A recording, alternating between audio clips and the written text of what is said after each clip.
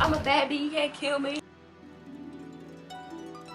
How good God is. The sun is shining today, so I'm finna go out. Just I've got about a month to the exam, so let me just enjoy these few days, just a little bit.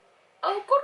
Hope everyone's doing well. Thank you to everyone that's still subscribing, even though I'm not being consistent right now. I'm in uni, so education comes first, because at the end of the day my degree was here with me shooting in the gym. I gotta make sure that I finish strong, because ain't nobody got time for regret. To any of you that are watching that have exams coming up, go do your revision. Don't binge watch on YouTube, which is kind of ironic because you're watching me right now. And oh yeah, by the way, I've got tights around my head, so if you're wondering why it looks like I've got a unicorn horn, that's why. What am I going to do today? So, primed my face. I decided to do my eyebrows off camera. I always wanted to say that. We're going to use, well, I'm just going to use Day Slayer. This one, I feel like it's not as pigmented as the usual ones. You know what I mean? I don't know. I'm going to use all the browns basically and a little bit of the glow in the middle to just shimmy. I'm going to start with this brown colour here that's called Desert. So we just go. I feel like you should, with eyeshadow, if you want to create depth, you should use like 2 to 3 colours, and they don't have to be ridiculously different, especially if you want the look to look especially if you want the look to look natural. You know, try keep it in the shade range if you want to go for the natural look, and that's what I want to go for. And if you want to go for the pizzazz, don't chat to me boy bye look, then go off.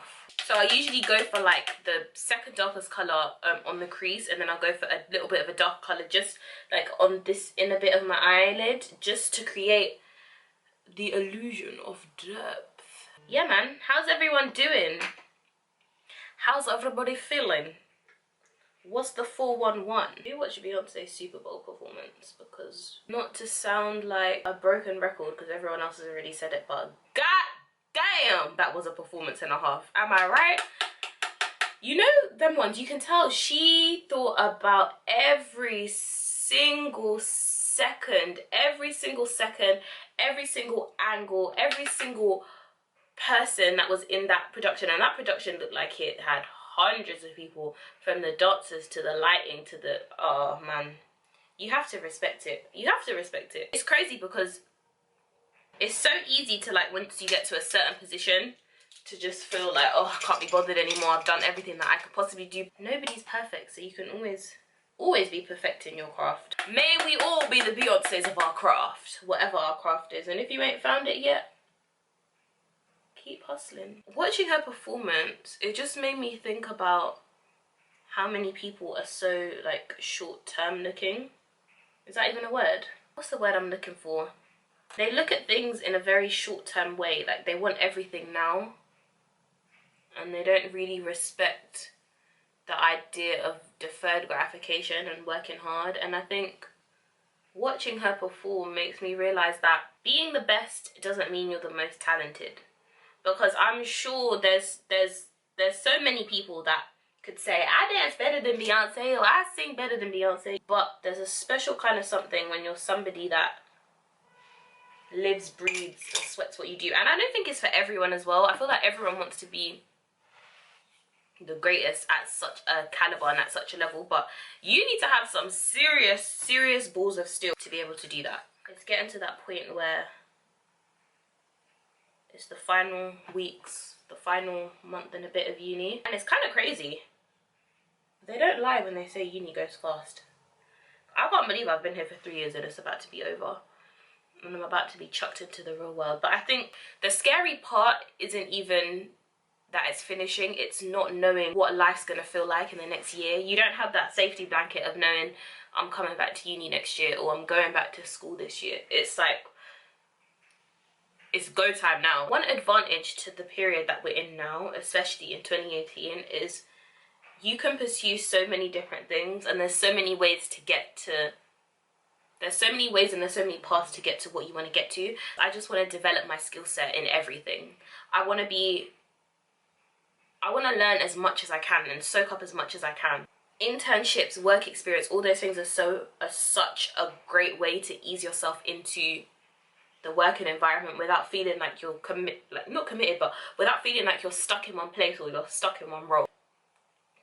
Oh, I think that went in my eye. And I think a lot of us are scared to make our hobbies a reality because it doesn't, most of the time, it requires you to, one, get out of your comfort zone. Even though it's something you're naturally gifted at, you have to get out of your comfort zone because it's not, a lot of the time, it may not be a stereotypical route. It's not something that, you know, you can apply for and just be like, okay, so I go to this place and I get this experience. Now we're in a time where we can truly create the jobs we want.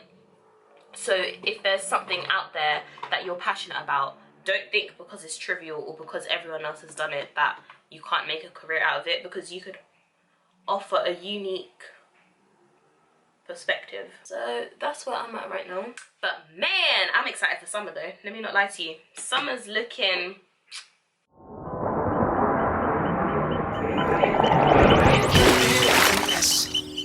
We out here tripping and finesse.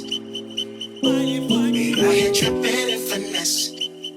We out here tripping and finesse. We out here tripping and finesse. We out here tripping and finesse. We out here tripping and finesse. We out here tripping and finesse. Now slow it down for me, baby. Cause I love the way it feels when we grind, yeah.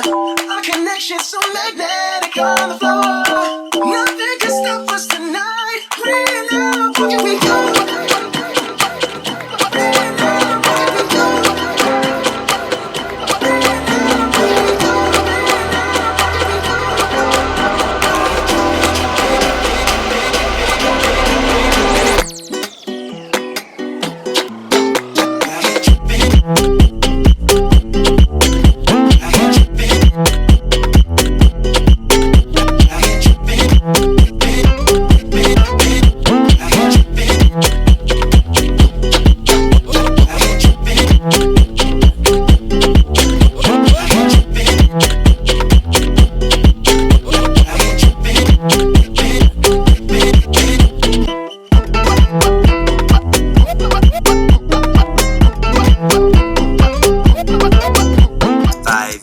Later.